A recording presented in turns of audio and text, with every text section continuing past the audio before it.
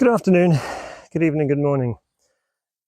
This video is addressed to all the people in the world.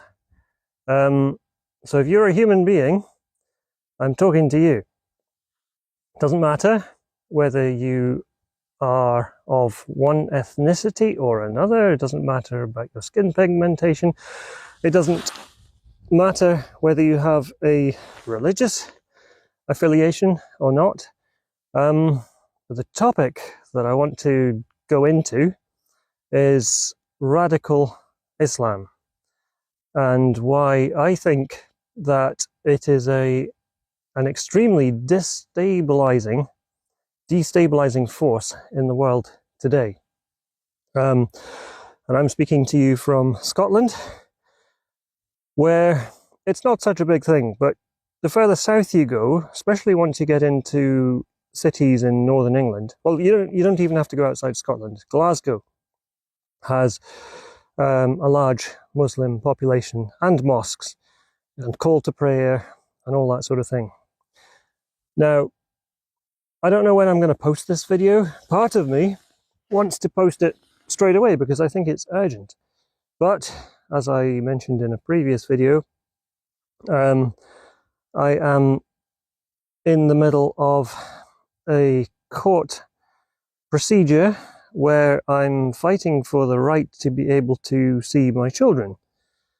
And I've already been advised not to upload content onto YouTube which could be considered inflammatory. That is one of the accusations that's put against me, is that I am making inflammatory material. So I have to weigh up with my conscience whether I jeopardize the possibility of spending time with my children, or simply put this on unlisted until the court proceedings are over. And I don't know when that will be. I'm hoping it will be early next year. It was supposed to have been already, but things get delayed. This whole thing's been ongoing for a couple of years now. So radical Islam. Now, it's very important to note that I say radical, and I'm not talking about Islam as a whole, even though many would argue that the entire religion is false, it's based on false teachings. Now, I don't claim to know that. I think, if we have a look at the Prophet Muhammad and what is spoken about him, and I think this comes from the Hadiths rather than the Quran. I haven't read all of them in their entirety. I've read parts of the Quran, parts of the Hadith. So I'm no scholar and I'm no expert on this, but I've heard a fair amount. So I think I have a rudimentary understanding of what's going on. But one of the things is that the Prophet Muhammad is regarded as the pinnacle of human morality, and that he was basically a perfect person. Everything he did was perfect and morally perfect. And one of the things is that when he was in his 50s, older than I am now, he married a 6-year-old girl and consummated that marriage at the age of 9. So this girl called Aisha was 9 years old. Now, to try and put this into context, I have a 9-year-old daughter, and the idea of her being married to somebody who's older than me and them consummating that marriage it's abhorrent and it's absurd. So when people say Islam is a pedophilic religion, unless Muslims as a whole address, and I'm sure some of them say, oh yeah, there's reasons for this. You have to look at the context, different times and all that stuff. But my personal sense of morality, and I think I speak for the majority of probably a lot of Muslims too. I mean, I think that a great number of people who call themselves Muslims haven't read the Quran. They don't know that much about it. In the same way that many people who call themselves Christians haven't read the Bible, don't know that much about it. I have read the Bible, not for probably over a decade, but I know a fair bit about it. And of course, in the Bible, there are what you might regard as problematic passages, go and kill the Amalekites and all that sort of stuff. And it's very tribal and brutal. And the God character in the Old Testament and the teaching of Jesus don't always align very well. And we're supposed to believe that Jesus and God are one and the same. But anyway, I digress. So the thing about radical Islam is that a large number of people who call themselves Muslims, they take the teachings of the Quran and the Hadiths very seriously. And part of that is the concept of jihad. And that involves basically colonizing the entire planet and turning everybody, you either convert or die is one, well, I've heard that said, but you convert, you either become a Muslim or you are an inferior citizen. You have to pay jizya, which is a form of tax.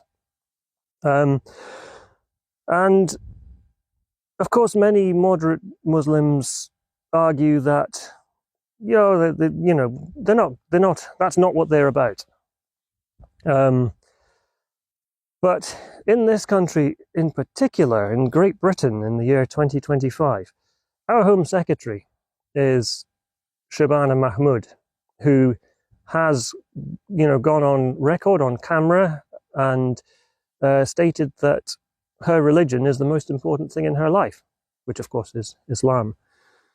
And that everything she does, she puts through the lens of her religion, and it's her driving force. That sort of raises the question of, is that a sensible thing to be doing, to be having so many Islamic people in positions of authority and power in this country, which is allegedly a Christian country? Certainly go back a few decades, and many, many more people were church attendees. These days, the church attendance has gone way down. I think that has a lot to do with the woke ideology, as I think of it, infesting many of the teachings of the church, which are, I would say, fairly unbiblical. But anyway, that's another digression. But the question is it sensible to be bringing in millions of Muslims into this country? And then this bleeds over into the thorny topic of immigration, legal and illegal. Over 100,000 people, mostly fighting age young men from the Middle East and Africa, and Pakistan, India, Bangladesh, Somalia, Ethiopia, Eritrea, these sorts of places that are predominantly Muslim countries. Hundreds of thousands of them have entered, over 100,000 of them have entered illegally, crossing the channel. Prior to that seems to have coincided somehow with Brexit. And before that, people were entering illegally, usually in the back of trucks. And that probably still goes on. Nobody really knows the exact number of people living illegally in Britain. Many of the ones who are here illegally came on temporary visas, and then the visas expired and they didn't go home. So as far as I understand, there are over 1 million people who are living in this country who shouldn't be living in the country according to the law, which for some reason our government are not very good at enforcing. And it's all tied up with the ECHR and Human Rights Act and the asylum system, and it's a bloody complicated mess. There are political organisations such as Advance UK and Restore Britain and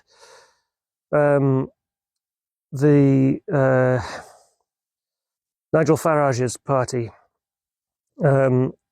Reform UK, who are speaking about mass deportations and how to fix this particular problem. And it also, interestingly enough, at this point in time, and this video probably is going to end up being another time capsule, so by the time anybody sees it, it may be many months, possibly a year or more, so it might seem odd speaking about the situation as it is. Who knows exactly what's going to happen from here on in.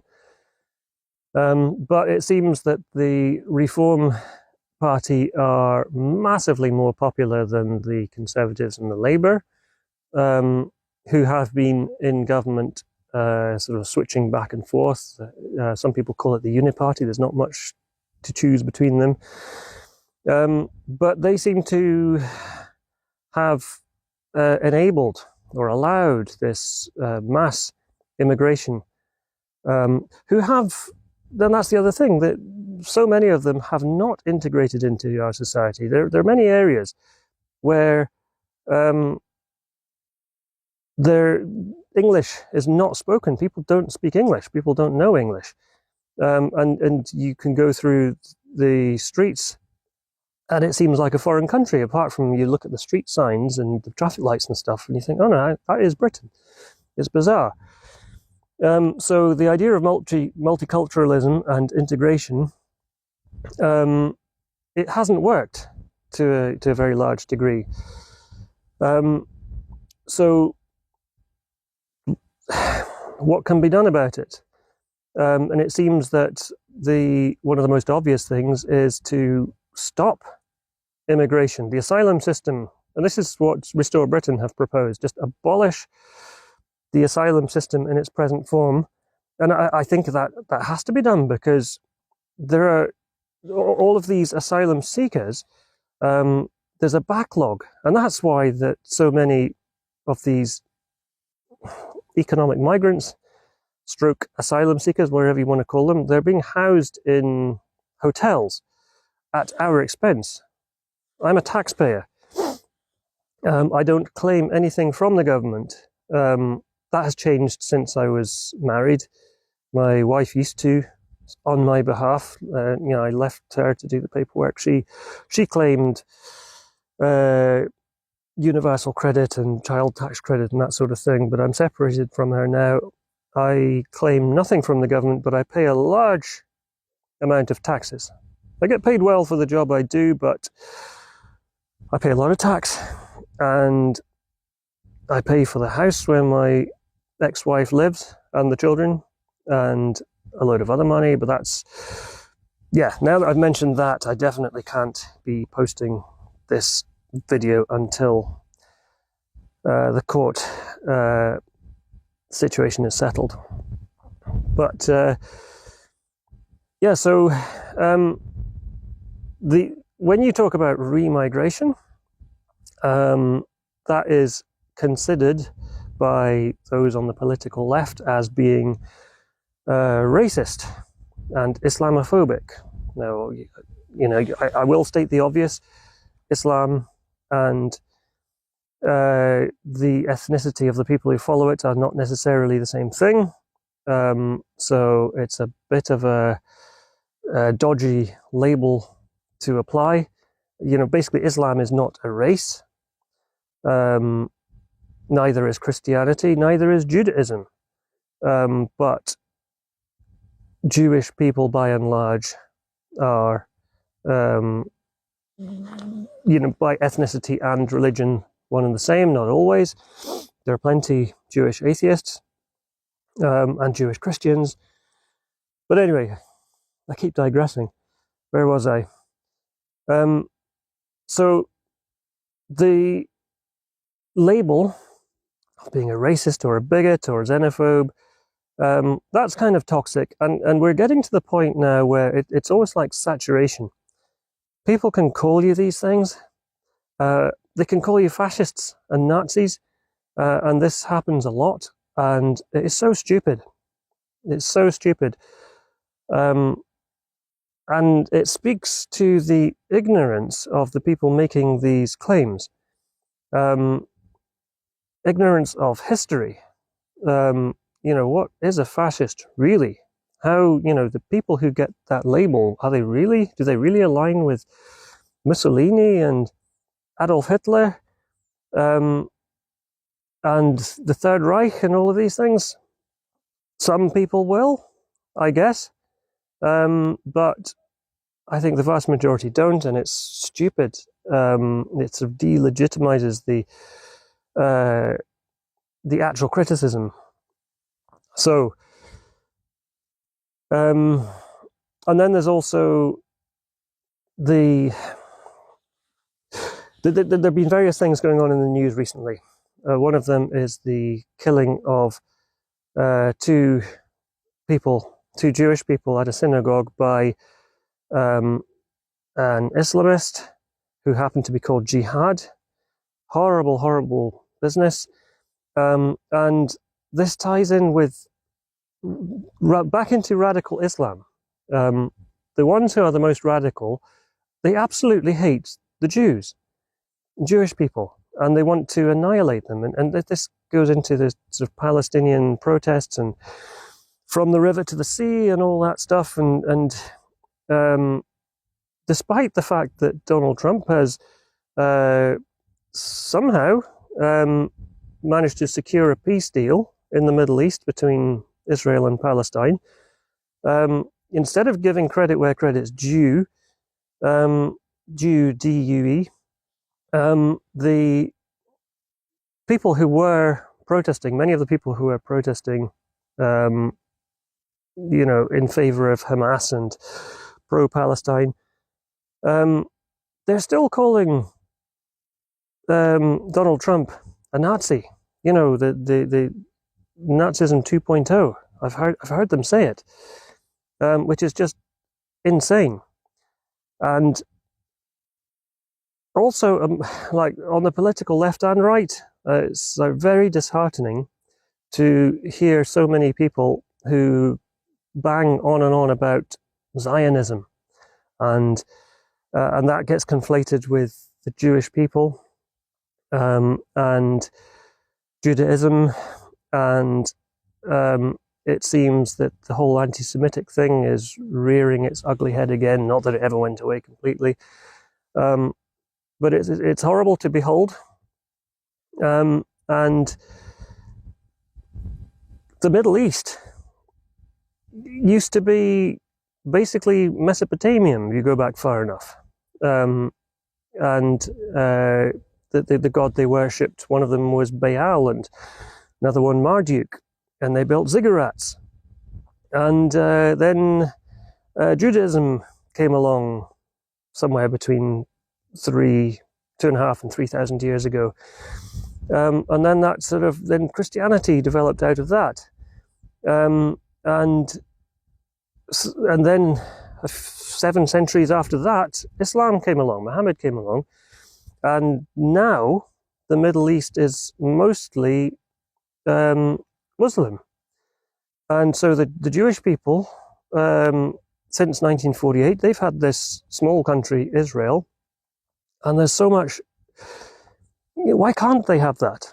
As a non-expert, looking at it, it seems, okay, the Muslims have got dozens of countries in that region. The Jews have got one.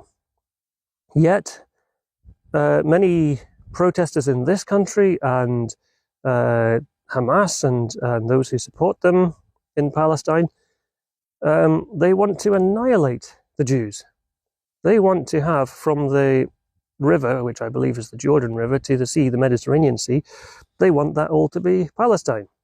And the Jews, as far as they're concerned, can take a running jump. So, and I don't agree with that.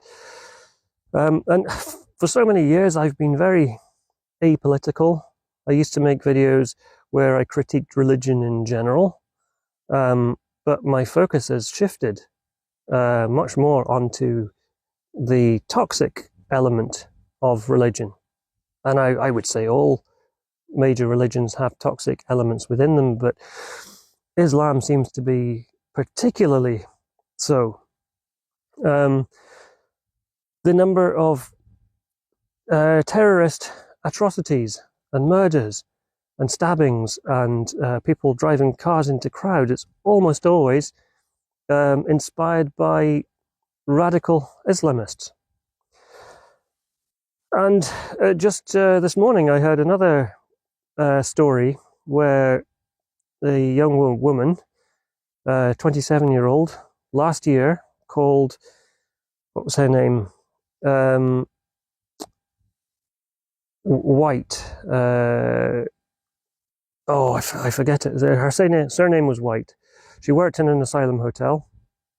One of the guests in that hotel followed her after her shift. She was going home, 11 o'clock at night. She was catching a train, and he stabbed her 23 times with a screwdriver, many times in the head, and she died 3 days later. And I'm sorry I can't remember her name off the top of my head, but it's absolutely horrible. Now, I don't know for certain that the guy who did this was a radical Islamist. I think it highly likely. There's more to... This happened over a year ago, but it's only been reported in the last day or so. It's come to light in the court. This sort of thing happens a lot. You hear about stuff that happened ages ago. A little bit like Irina Zarutska, I think her name was, the Ukrainian woman who was stabbed by a guy who, as far as I understand, was inspired by ISIS, radical Islam. Horrible, horrible things going on. And so this is why I'm speaking to all human beings. If there is a toxic element within the religion, any religion, people need to address that. Don't bury your head in the sand. Don't brush it under the carpet. Don't do what the police and the councils and government officials have done mainly in England over the last couple of decades with the grooming gangs, who are predominantly Pakistani Muslim men. And for fear of being called racists, these stories get buried. It's awful. We need to address the problems that are there. Don't be scared of speaking openly about it.